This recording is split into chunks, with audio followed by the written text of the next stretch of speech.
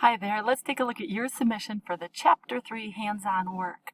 You can see on the screen I have your submission displayed in Excel, and you did a really good job, but there's just one sort of oddity that I'm not sure how it happened, but I want to show you how to fix it. So you have all of your data present, number of jobs, job growth, median pay, and near the end of the chapter we insert a new column, and that's the column that we use for the spark lines. So I'll show you what my work looks like. So for example, here I have number of jobs like you do. I have number of new jobs, percentage of job growth, and then median pay.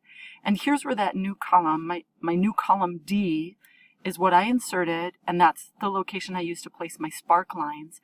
So somehow or another, your work sort of got shifted because I see the formatting is shifted, but the data didn't get shifted.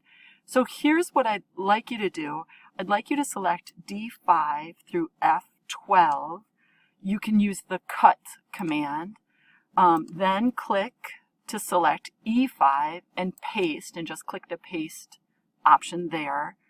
And then I'm going to click in cell E6, and it's hard to see, but I have the Sparkline Tools Design tab. When I'm on cell E6, I can see the Sparkline Tools tab because I'm active within the Sparkline Tools. So you have to be on cell E6 to see this tab, this Design tab. And then we're going to clear, actually hang on, I want you to select E6 through E12 and then choose clear, and we're going to clear selected spark lines. That, because it's just too difficult to see them when they're on top of the data like that.